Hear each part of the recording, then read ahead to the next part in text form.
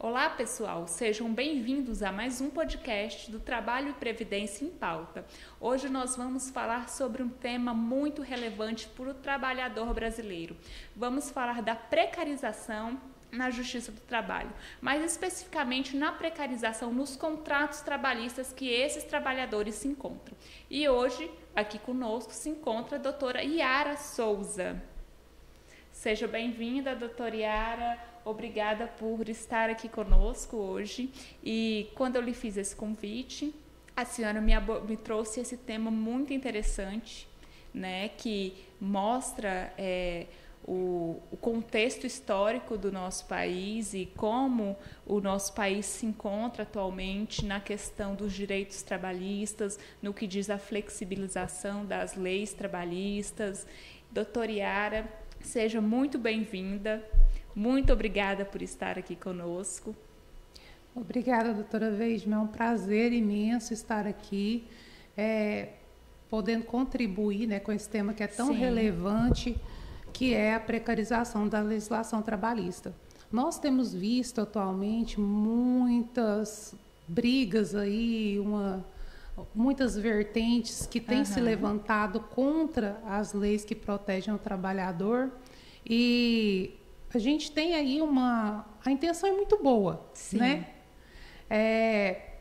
Garantir o incentivo, né, ao empreendedorismo, né? Isso é muito relevante. Só que qual é o custo disso a longo prazo? Seria importante nós refletirmos sobre isso, né? E assim, para mim é uma honra, agradeço imensamente, me sinto super honrada pelo convite, né?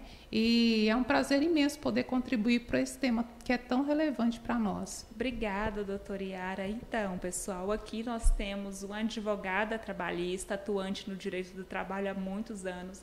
A doutora Yara é uma das advogadas mais experientes que nós conhecemos. E por isso, por esse conhecimento da doutora, nós decidimos convidá-la para falar sobre isso. Doutora, no que diz respeito a Uber, a entregador, a uberização, né, que é um termo que se aplicou no direito trabalhista, o que a senhora acha que isso atrapalha o trabalhador brasileiro ou isso ajuda o trabalhador brasileiro? Olha, aquilo que o que eu comentei no início, né? A intenção é muito boa, Sim. A intenção é maravilhosa, mas e quando algo dá errado? Eu vou considerar um exemplo do Uber Moto, né? Ou Uber Carro também. O trabalhador está ali empreendendo, está ganhando um pouco mais, pode flexibilizar a agenda, né? Sim. Ele virou o próprio patrão, só que ele tem um seguro, caso fique doente. Esse seguro é vantajoso? Né? Esse seguro ele vai cobrir todos os danos num caso de acidente, um possível pensionamento, invalidez. Nossa. Né? E aí nós não temos aí uma contribuição previdenciária. Isso analisando só a situação individual dos trabalhadores que trabalham na Uber, né, que trabalham por conta. Porque trabalhando por conta, pessoal, a gente observa que não tem aquela questão de falar assim, olha, eu vou tirar aqui a minha contribuição, né? Eu vou fazer um seguro previdenciário privado, eu vou observar ali, eu vou ter uma reserva para quando algo der errado. Sim. Não. Muitos de nós não fazemos isso na prática, né? Exatamente. E principalmente quando a pessoa está empreendendo, né? Tem muito disso. Muito imprevisto, muito, mês que vem eu começo. Passa um ano, passa 2 e passa rápido. Né? E assim, a gente observa que principalmente aqui no nosso estado, na nossa cidade, a gente vê muito acidente, né? Principalmente, olha, o moto-Uber. Sim. Caiu, a primeira coisa que vai ali é uma perna, é um braço, isso na melhor das possibilidades, né? Sim. E aí esse trabalhador tem um seguro. E se ele fica inválido? Será que esse seguro vai cobrir todo esse tempo? Né? E esse trabalhador ele fica à mercê de uma situação que ele fica num limbo previdenciário, onde ele não tem assistência nenhuma. Exatamente, porque ele não teve aquela qualidade de segurado, ele não tem um empregador por uma possível responsabilização do acidente de trajeto, né? Então, realmente, o Brasil hoje, apesar das políticas públicas incentivar o empreendedorismo, a autonomia do trabalhador, tem-se que olhar pelo lado social, né, doutora? Sim, eu entendo que o empreendedorismo ele é válido, né? Empreender é válido. Sim. Só que nós não podemos simplesmente virar as costas para a obrigatoriedade da lei. A lei ela é fixa, ela é obrigatória.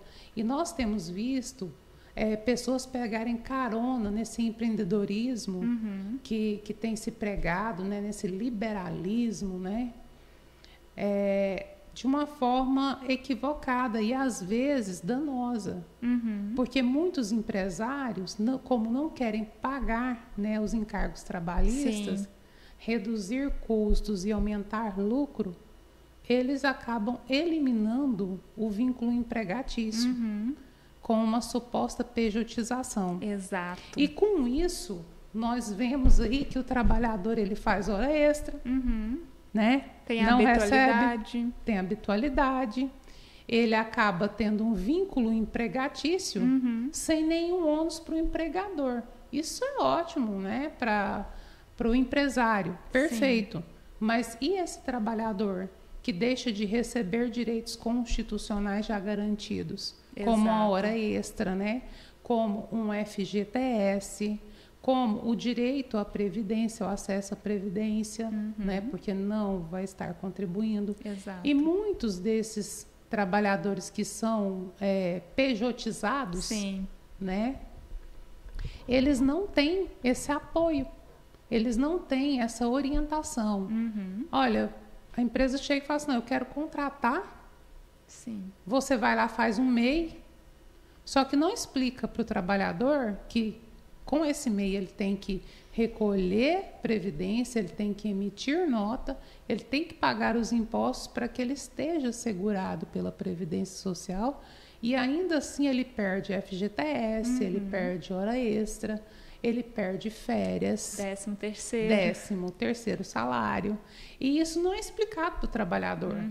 A pessoa, você vai receber um pouco mais. E às vezes a pessoa fica, nossa, não posso perder meu emprego, vou fazer isso. Não posso perder aqui minha fonte de renda. E vai e acaba que é induzida a aceitar ali um contrato maquiado, né?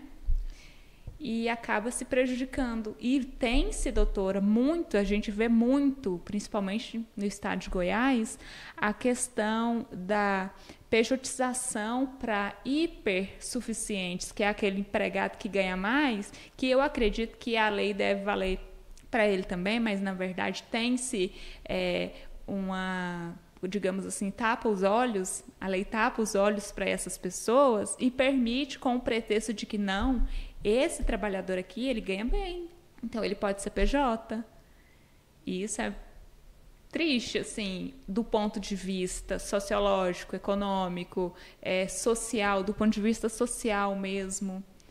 Porque, assim, a Constituição, às vezes, a CLT, a Consolidação das Leis Trabalhistas, às vezes parece que para alguns contratos de trabalho ela é válida, para outros nem tanto. Para outros parece que alguns grupos minoritários estão esquecidos, não estão sendo vistos. Exatamente, doutora. Muitos trabalhadores que têm um conhecimento maior, que têm uma remuneração mais valorizada, eles estão mais vulneráveis a esse tipo de situação de contrato abusivo, sim, né, de contrato forçado. E quando eles vêm buscar a justiça do trabalho, nós temos visto decisões que têm impedido, têm negado a esses trabalhadores o acesso a direitos constitucionais garantidos. Exato. E aí é onde está, né, a igualdade entre nós, né? Agora, somente o trabalhador que é hipervulnerável, que tem o direito e a proteção da justiça do trabalho, aí vem esse questionamento. Sim. Né? Aí a gente vê decisões que alegam que o trabalhador ele tem conhecimento, né, que ele fez porque quis, Sim. né, e nega o direito a esse trabalhador. E é um direito que está ali visível na Constituição, ali. Ele é válido para todo brasileiro, para todo estrangeiro, para toda relação de trabalho dentro do território nacional. Sim. Então é absurdo. As decisões que nós vemos são absurdas. As decisões que nós visualizamos, aonde se questiona, fala, não, se flexibiliza, se nega direito constitucional. Exatamente. Como se a pessoa que ganha um pouco mais, ela pudesse ter o seu direito negado. Ah, não, você ganha mais, você não precisa. Né? E decisões que você vê que não é o que é direito. Exato. Mas o que é equiparado, né? Que pode ser ali uma questão negociável. Sim. Não se discute mais o direito em si. Se discute uma condenação que não seja tão danosa para a empresa. Sim. Nós vemos hoje no direito do trabalho decisões pautadas em proteção constitucional à empresa. Sim. Só que o direito do trabalho ele tem como pilar o princípio da proteção ao trabalhador. Exato. E que sinceramente, muitas decisões se vê o desrespeito ao trabalhador e o privilégio contra quem detém a mão de obra. Infelizmente. Exatamente, doutor. E aí nós vemos aí a Justiça Comum, o STF, tentando usurpar a competência da Justiça do Trabalho. Sim. Questionamos nós, por que isso está acontecendo? Porque as nossas decisões estão idênticas à Justiça Comum. Exatamente. Estão idênticas ao que o STJ julga nas relações privadas. Exato. Parece que se esqueceu a importância e se esqueceu do contexto histórico da onde viemos e onde estamos hoje. Porque é muito recente o que o período escravocrata nos deixou. É um tempo muito recente para falar que podemos começar a flexibilizar. Eu acredito que nós não podemos começar a flexibilizar. Agora, a doutora tocou num ponto que realmente a história ela fala muito sobre o que nós vivemos hoje e a razão de todas as coisas. Sim. Né? Nós temos um período escravocrata, onde o trabalho não é valorizado. Exato. Onde o trabalhador ele é uma coisa, ele é um objeto não remunerado.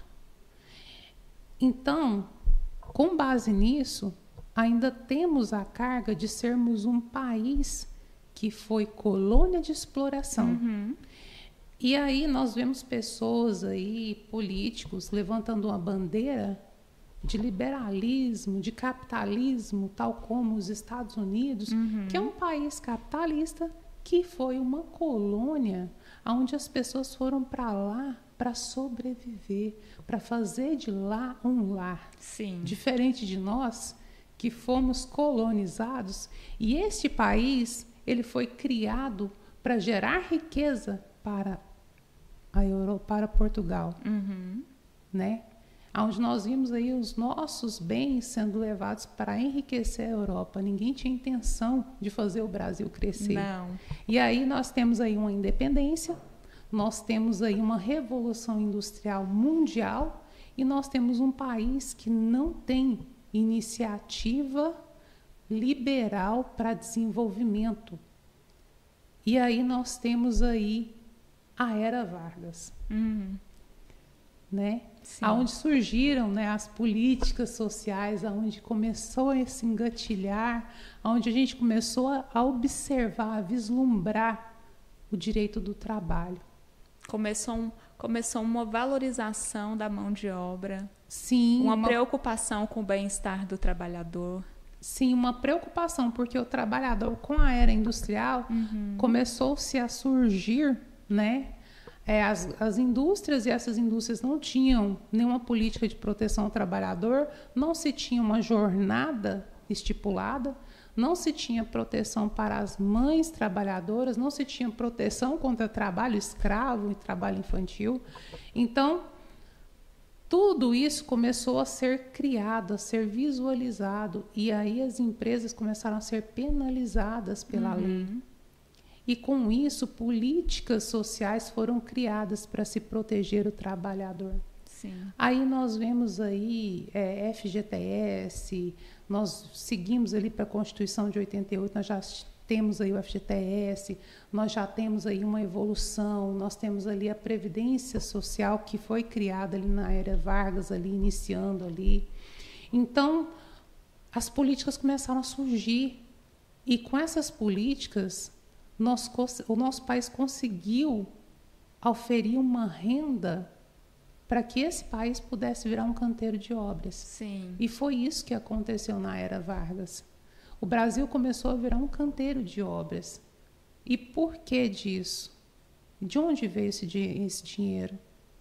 Exatamente da rigidez da norma de proteção ao trabalhador. Contribuiu muito para a economia, porque lá na frente o trabalhador pôde ter uma segurança, pôde ter uma esperança de uma aposentadoria. O fundo de garantia, por exemplo, antigamente seria para quando o trabalhador tivesse sem o emprego, seria um seguro que... o início do FGTS, que hoje o FGTS libera depois do fim do contrato de trabalho, a depender da modalidade. Sim. Mas lá atrás seria uma garantia constitucional em caso de desemprego daquele trabalhador, né, doutora? E nós temos aí o seguro-desemprego. Sim. Nós temos aí, esse fundo, de amparo ao trabalhador.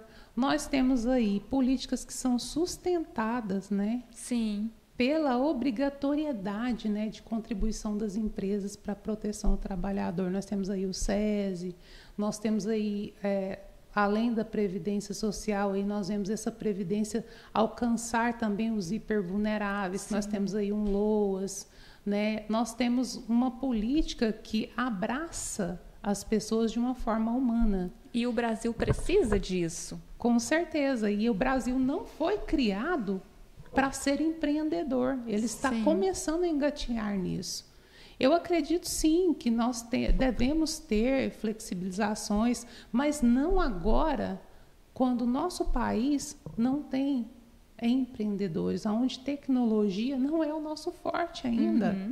Onde nós não temos a conscientização das leis trabalhistas e onde nós não temos, de fato e de verdade, o empreendedorismo que se visa no exterior. Sim, exatamente. O empreendedorismo que nós vemos aí nos países de primeiro mundo, que antigamente se classificava assim, nos Estados Unidos, na Europa, a tecnologia que eles têm, nós não temos. Nós engatinhamos ainda. O Brasil ainda é um país muito braçal, da mão de obra. Exatamente. Se nós observarmos, quem detém o capital?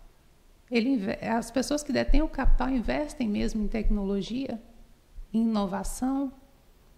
Nós podemos falar em empreender dessa forma, de modo a cada um por si?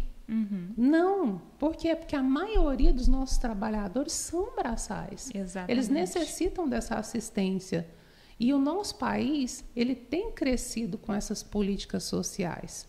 Nós não podemos virar as costas e negar que o FGTS financia grandes obras no país. Com certeza. É o que faz com que o Brasil seja um canteiro de obras. E se você observar, doutora, qual é a grande potência na nossa economia? A construção civil. Exatamente. E o que vai ser da construção civil sem FGTS? Uma hora vai acabar, o pote vai secar. Nós não temos mais trabalho. As empresas não são mais obrigadas a contribuir, a recolher. Exatamente. E ainda mais com essa onda da autonomia, como se dizem, a uberização, em tese, né? que se estende para várias categorias, Sim. é tanto trabalhador que deixou de anotar carteira, é tanto que busca uma autonomia própria e que lá na frente vai ter um prejuízo, tanto para ele quanto para os demais, porque ele não vai ter a contribuição, como a doutora falou, do INSS, a do FGTS. Então, quer dizer que uma hora esse sistema, tanto do FGTS para os financiamentos e tanto da Previdência, vai faltar, porque não tem contribuição agora. Doutora, separa no sinaleiro. De 10 motoqueiros, quantos estão autônomos que a senhora vê ali? 9? 8? Com certeza, doutora. Poderia se dizer assim que de 10 até o 11º que está chegando no próximo sinal, também ele é autônomo. E aí pergunte a esse autônomo se ele recolhe os impostos do MEI dele. Não recolhe, porque ele vai falar assim... Nossa, esse mês foi mais difícil, vou deixar para o mês que vem? Aí chega o mês que vem. Nossa, mas esse mês as contas... Porque, doutora, tem uma coisa. Quando a gente ganha mais um pouquinho, a gente gasta mais um pouquinho. E isso é um ciclo. Realmente, doutora. É um ciclo. E aí, imagina para esse trabalhador que tira lá seu auge da entrega 4 mil. Nossa, 4 mil aqui, 5 mil. Assim, eu posso estar errada, mas eu estou jogando uma base. E aí ele não pensa no futuro dele. Chega lá na frente, Deus me livre, se acidenta. Aonde que essa pessoa vai buscar uma assistência? Vai ficar no limbo, né? No limbo previdenciário. No limbo previdenciário, que isso é horrível, né? Para quem precisa. Tá bom. Todos nós temos consciência e a maioria sabe que esses Ubers, né, e algumas empresas, eles obrigam o trabalhador a pagar um seguro. Sim. Né? Só que esse seguro cobre, de fato, um acidente aí um pouco mais complicado, onde se tem uma recuperação aí de 2, 3, 5 anos, onde se fica uma sequela, que esse trabalhador não vai poder mais montar nessa moto e sair trabalhando como antes. Ao meu ver, o país elaborasse uma política com essas grandes startups, com essas grandes empresas, para implementar a questão do recolhimento do FGTS e do INSS, nossa, eu diria assim que nem precisaria falar do vínculo, mas se garantisse para esse trabalhador ao mínimo isso, além desse seguro, já seria meio caminho andado para o respeito aos direitos trabalhistas.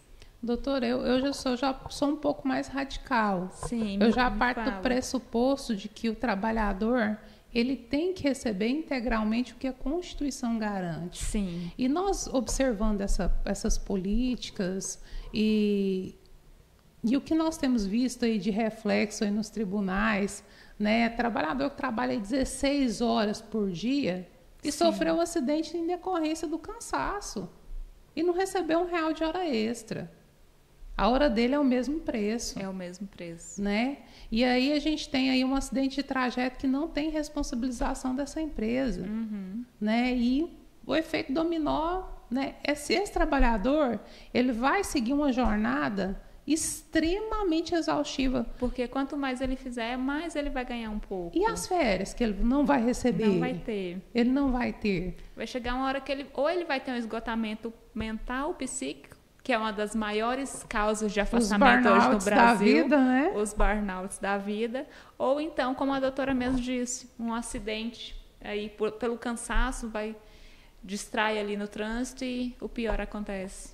Exatamente, doutora. E aí, se existe a lei, se nós alcançamos aí um patamar tão maravilhoso, a nossa CLT, ela é perfeita. Sim. Nós podemos, as empresas têm sobrevivido e têm crescido neste país ainda na vigência dessas normas. Nós chegamos até aqui respeitando essas normas. Flexibilizar agora, nesse momento, é realmente assim um risco muito grande futuro. Sim. E não é um risco possível, é um risco certo e garantido. Uma hora a conta chega. Vai chegar. Exatamente. Nós temos visto aí a Previdência sucateada. Ah, mas é porque roubam a Previdência. Não. Agora, atualmente, é porque não contribuem com a Previdência. E as pessoas só vai diminuindo o número de pessoas no país. Eu vou contribuir para quê, né? E a maioria é trabalhador braçal, é trabalhador sem especialização, sem especialização. É um trabalhador que não tem uma formação. E com isso, ele vive do quê? Da força do trabalho braçal, do suor do próprio rosto. E uma hora esse corpinho não vai aguentar mais. Exatamente. E aí, quem vai sustentar esse trabalhador? Quem está trabalhando. É verdade. E quem está trabalhando está contribuindo com a Previdência? Não, não está. A conta não. já está em baixa há muitos anos. Porque tínhamos aí famílias que tinham aí 10, 12 filhos trabalhando, contribuindo. Hoje em dia, não. As famílias têm 1, 2 filhos e pets. Exato. Né? Os pets não estão contribuindo, não estão trabalhando. Né? E aí... Os pets estão causando despesas. Né? E aí nós temos, mas são lindos, maravilhosos, não são anjinhos.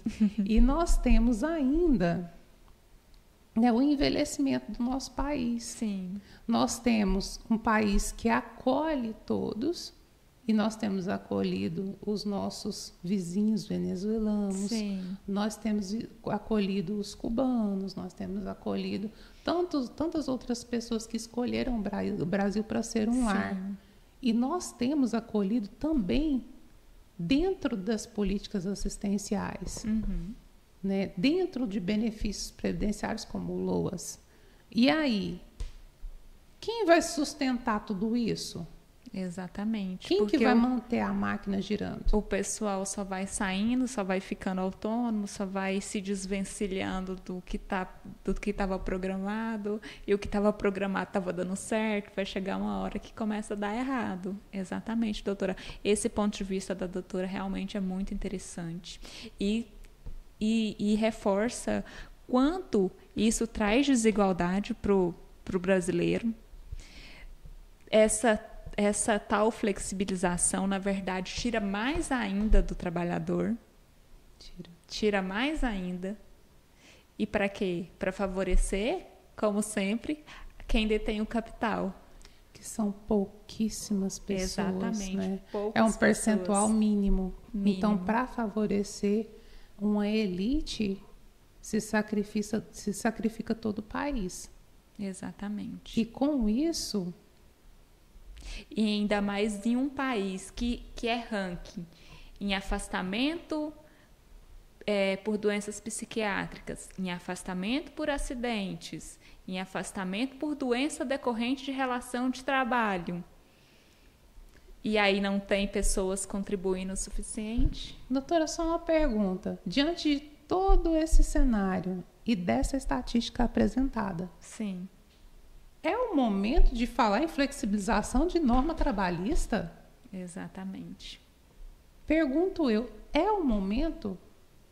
Agora seria o momento de realmente apertar a corda, dar mais autonomia para a Justiça do Trabalho, para os nossos ministros, e que estes ministros olhem a Justiça do Trabalho no viés e nos pilares em que ela foi criada. Exatamente. Garantindo o princípio da proteção constitucional ao trabalhador. Exatamente. E não observando a função social da empresa. Porque a função social da empresa já é observada na justiça comum. Sim. Eles ainda têm direito de regresso, buscar outros meios eles têm meios de se adequar.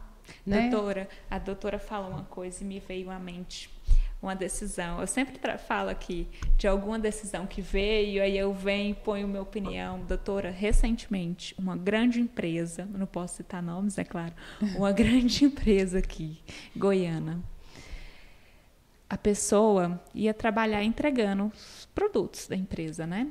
E aí, dava final de semana, ficava por lá, para poder terminar a rota na segunda. Esse trabalhador passava sexta, sábado, domingo, dormindo sabe aonde? Dentro do baú do caminhão. Aí vem o TRT 18 e me fala que isso não é passível de dano moral. Aí sabe o que perguntou para a pessoa na audiência?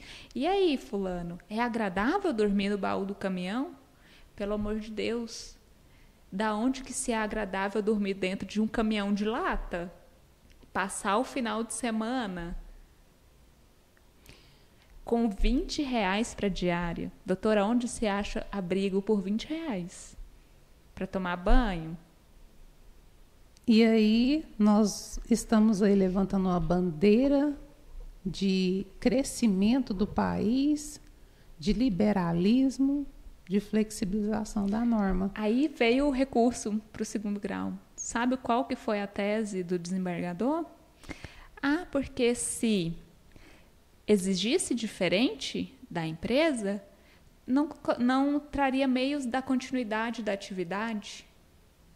Ou seja, eu ponho o trabalhador que ganha um salário mínimo para ser humilhado, para trabalhar dando a vida pelo empregador, porque coloca a vida em risco na estrada, para ouvir na hora que, pensando muito relutante de buscar seus direitos trabalhistas, porque tem isso ainda, o brasileiro é muito relutante no que diz respeito a processos trabalhistas. Ouvir de um desembargador falar que não é importante assim, não, você aguenta, o que importa é a empresa continuar a sua atividade econômica. Você, às vezes, não tomar banho hoje porque você não teve os R$20, porque o cartão do Vale Alimentação só passa em alguns estabelecimentos, porque você gastou o vale pernoite para comer, não é passível de dano moral, não. E aí a gente pergunta, né? Qual é a CLT que está sendo aplicada nos dias de hoje? Se faz vistas grossas para algumas categorias e para outras. Ou então para algumas grandes empresas e para outras empresas. E aí fica o questionamento. Fica o questionamento. Né? Aonde está a CLT que nós estudamos na faculdade, né, doutora? Aonde está o respeito aos direitos fundamentais? Aonde está a nossa Constituição? Aonde nós vamos parar com tudo isso, com essa insegurança jurídica? Porque, às vezes, até atendendo o cliente, a gente fala assim, olha, cabe isso, sim, nós vamos ingressar com a ação, a Justiça do Trabalho está ali para te defender. E numa audiência... Isso aqui é para você. Geralmente a gente fala, olha, você não precisa ter medo, porque isso aqui existe para te atender. Isso aqui foi feito para você, para te atender. E chega lá na hora e depois você vira para o seu cliente e fala assim, olha, infelizmente, você passar o que você passa, você... É normal. É normal. E aí ele ainda vai pensar, nossa, depois disso tudo eu ainda entrei com o processo, ainda vão me pesquisar na internet, na hora que eu formar um novo emprego, vão descobrir que eu processei a empresa, aí que eu não arrumo outro emprego mesmo. E muitas vezes não arruma mesmo. Não arruma mesmo, porque eles consultam e falam, tá. Né? E aí a gente tem aí o trabalhador que vende a força de trabalho dele. Sim. Saúde. A saúde. E nós vemos aí uma CLT que não está sendo aplicada, aonde os magistrados que têm aplicado têm tido suas decisões reformadas em prol da proteção constitucional da empresa. Exatamente. Tem hora que até parece, doutora, que o TRT, assim, em específico a 8ª região, porque eu venho acompanhando muitas decisões da 7ª região, da 5ª região, e são decisões sensacionais. Aqui, no nosso regional, eu vejo muito uma proteção para um lado do que para o trabalhador em si. Infelizmente, tem-se muito isso. Sim, doutor, o nosso TRT, o TRT 23, eles têm sido mais voltados à proteção das empresas. A gente tem visto muito isso nas decisões e decisões pautadas assim em julgados do STJ. Não é possível uma coisa dessa. Julgados da Justiça Comum, né? Não, o STF diz isso, mas sobre o caso trabalhista, não. Sobre uma relação interpessoal, um contrato interpartes, onde não se envolve, não está se discutindo lei trabalhista. A lei trabalhista ela tem sido vilipendiada dia após dia e a Justiça do Trabalho, ela carece de socorro. Exatamente. Porque nós estamos vendo a economia desse país ruir. Porque a proteção ao trabalhador é um dos pilares que tem sustentado esse país em desenvolvimento. Agora, se nós temos aí uma CLT que não é aplicada, um trabalhador que não é protegido, qual é a razão de existir de um tribunal do trabalho? Uma especializada, né? Uma especializada, né? E aí, qual é a razão que nós temos, o fundamento que nós temos de atuar? Porque nós, advogados, nós estamos vivendo uma insegurança jurídica imensa. Exatamente. A gente ingressa com um processo onde você tem ali a sua petição inicial, você coloca o valor da causa aproximado, tem julgado TST protegendo isso. Sim. Você ganha ação, o processo ele entra pro setor de cálculos, ele é liquidado, o valor é maior do que a inicial, porque a inicial é estimativa de direito. Sim. A sentença realmente estipula o que vai ser direito daquele trabalhador ou não. Sim. E aí vai para o setor de cálculos, volta com um valor maior do que a inicial. Aí eis que surge um julgado do STF limitando o valor da condenação ao valor aproximado da causa que foi colocado ali na petição inicial. É um absurdo. Né? Nós vemos aí situações onde que, como o trabalhador vai informar exatamente o direito dele, sendo que ele não recebe. Na maioria das vezes a gente pega um cliente que chega no escritório que ele não recebeu nem o TSCT dele. Exatamente. Ele não tem nenhuma folha de ponto para especificar quantas horas extras ele fez atualmente. E ele vai ter que provar isso como? Com testemunha, com gravação, com print de WhatsApp. E aquilo, depois, na sentença que o juiz vai arbitrar, que ele vai verificar as provas, que ele vai entender de colocar a hora extra que ele acha que é devida. Muitas vezes o trabalhador ali, ele não tem férias ali documentadas. Exatamente. Ele não tem documento nenhum. Não tem hora extra anotada, não tem insalubridade devida paga. E aí, como que a gente vai colocar isso numa petição inicial? Se esse trabalhador, na maioria das vezes, não tem conhecimento nenhum. Quem detém dessa documentação é o empregador. É o empregador. Como um advogado trabalhista vai ingressar com a ação, vai colocar numa petição inicial exatamente o valor da condenação? Exatamente. Então, nós estamos vivendo aí julgados, nós estamos aí vivendo decisões que têm cerceado o direito do trabalhador de forma vil e covarde. E, assim, não sabemos, né, a insegurança jurídica que a advocacia trabalhista vive hoje em dia, ela é preocupante. É preocupante. E aí, doutora, a senhora viu a crescente de processos trabalhistas que teve agora nesses últimos meses, nesse último ano?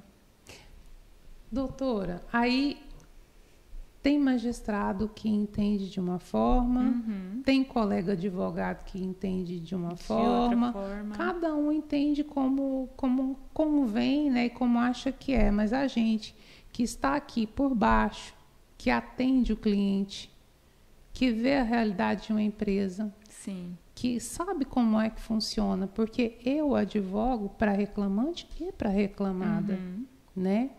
Atualmente, de uns anos para cá, mais pró-reclamante, mas o início da minha advocacia foi pró-reclamada, né? Inclusive, trabalhei anos e anos como preposta de empresa, e foi assim que eu aprendi a advogar, né? Na prática mesmo, né? Então, assim, a gente sabe da realidade das empresas. Ninguém ali é santo. Exatamente. Né? E da mesma forma que o trabalhador também, ele também não é 100% aquela figura de hipervulnerável. Exato. Só que a lei, ela está ali para garantir que o mínimo seja feito. Né? E o empresário que visa o lucro, ele tira inclusive do trabalhador para oferir esse lucro. Exatamente. Isso é um fato. Tira nos detalhes. Né? Acaba tirando nos detalhes, no osso mesmo. Sim. Né? Aí você observa, doutora, que há as crescentes ações trabalhistas, voltando para esse ponto em si. Se eu não respeito a legislação, sim, é uma consequência. Né? Se eu não respeito a legislação, se a condenação me favorece, eu não vou pagar direito para ninguém, eu vou esperar a ação. Vai que a pessoa nem entra, o trabalhador nem procura justiça. Primeira coisa que a maioria dos empresários fazem, né? Que, olha, pagam para ver. Exatamente. E tem pagado para ver e tem lucrado com isso. Tem. Porque muitas vezes, numa audiência de conciliação, onde muitas vezes não se discute o mérito, é proposto ali R$1.000, R$1.500, num vínculo trabalhista. Não paga nem o incontrovérsia. Isso. Num vínculo trabalhista de 1 ano. Qual que é o empresário que não vai querer esperar a ação? É claro. Já fala logo, olha, entra na justiça. Exatamente. E por diversas vezes, o próprio trabalhador não entra por vergonha. Por vergonha, por medo. Depois onde que eu vou arrumar outro emprego? Exatamente. Como é que eu vou fazer? Uma coisa que eu achei assim, que eu vi uma decisão recentemente e me encheu os olhos. Vai parar de disponibilizar, né, as informações dos trabalhadores na internet aí para qualquer um ver. Fulano entrou na justiça contra o patrão, não entrou. Vamos ver se realmente vão parar de disponibilizar mesmo, porque, assim, querendo ou não, isso é um dos principais medos, ao meu ver, da pessoa deixar de buscar os direitos trabalhistas dela. Exatamente, doutora. E a gente vê muito isso. O trabalhador falar que está com medo de entrar na justiça, o trabalhador falar que está com vergonha de entrar na justiça. Sim. Né? E aí a gente vê aquele pensamento escravocrata. Exatamente. Né? Ah, eu ganhei esse emprego. Nossa, mas esse patrão foi muito bom para mim, porque na hora que eu mais estava precisando, ele me deu esse emprego. Só que é uma visão da época da abolição da escravatura. Sim. Aquela visão que o empregado, o ex-escravo, ele estava ali jogado, ele não era contratado, porque os italianos chegaram ao Brasil para trabalhar no lugar dos escravos, né? Vieram os imigrantes, né? Os judeus, os italianos, né? E tantos outros, com incentivo de terras para o Brasil, no Brasil, né?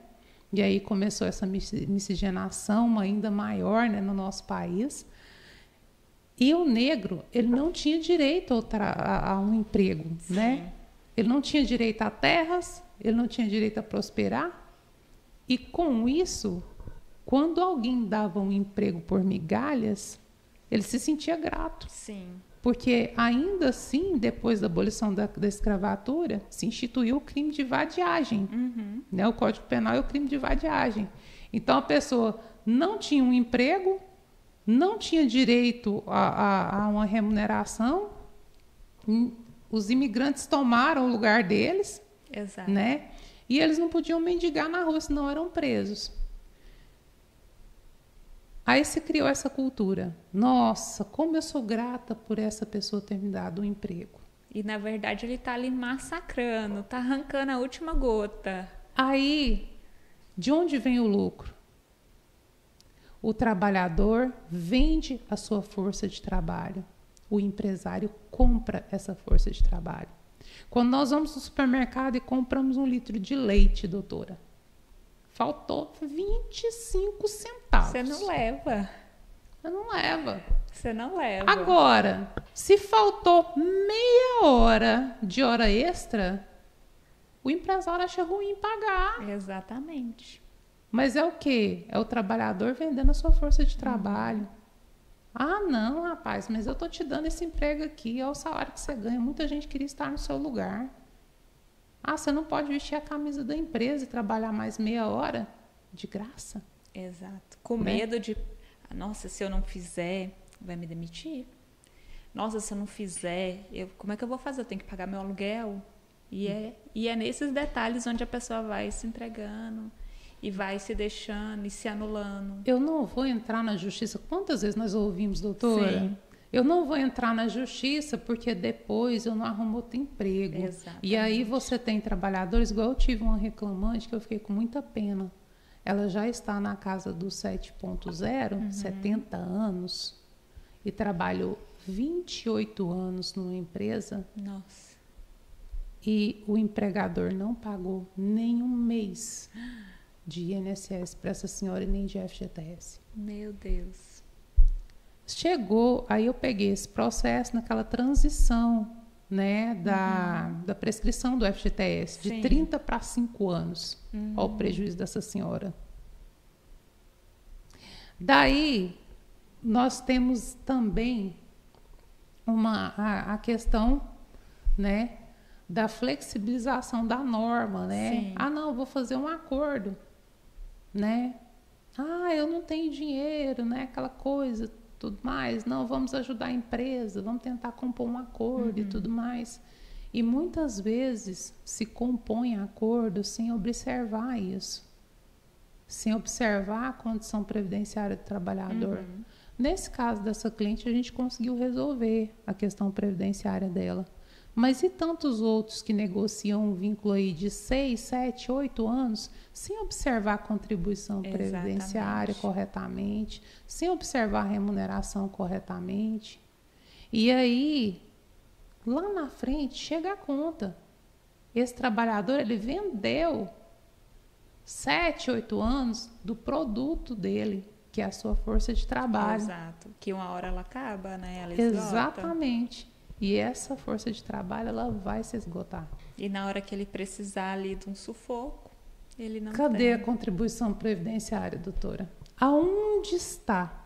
Exatamente. Né? Esse trabalhador aí que sofreu aí anos e anos e anos exposto a um agente insalubre, de repente ele não tem direito, né, a uma previdência, a uma aposentadoria, né, antecipada. E com isso, ele vai amargar anos a mais, né, doente, trabalhando doente, sem condição, às vezes dependendo de terceiros, a depender do efeito da insalubridade, sem nenhuma proteção. Por quê? Porque não se observou a questão da insalubridade, né, e a redução, né, do tempo de contribuição para que essa pessoa pudesse se aposentar mais cedo. Tem sim um viés, eu não sei se a doutora chegou a ver, da nova geração. Falam-se que futuramente o mercado de trabalho vai ter uma baixa, porque a nova geração, que são esses jovens aí, que está entrando no mercado de trabalho agora, 20, 25 anos, eles não aceitam qualquer coisa, como esses trabalhadores atuais. Eles não aceitam. Ai, é para trabalhar isso tudo? Quero não, vou não. A senhora viu esse viés que agora está vindo aí na sociedade? Doutora, eu observei bastante. Eu observei, assim, o que eu vejo nisso tudo e me dá um pouco mais de esperança é que essa juventude, ela observe os efeitos, né, dessa precarização da norma a longo prazo e realmente não aceite. E busque não esse empreendedorismo que acaba cerceando e retirando direitos dos trabalhadores em prol de um ganho raso e que não vai suprir a longo prazo, né, essa concessão de direito, né? Exatamente. E eu acho que, assim, pode ser que essa nova geração deu um susto nesse mercado, nesses empregadores. Torcemos para que sim, né, doutora? Mas, assim, deixa-se aqui para todos que estão nos assistindo essa indagação. Fica uma reflexão, Fica uma reflexão para quem está vendo aí, você está contribuindo com o seu INSS, seu FGTS está sendo recolhido todo mês, está pensando no seu futuro, na sua aposentadoria.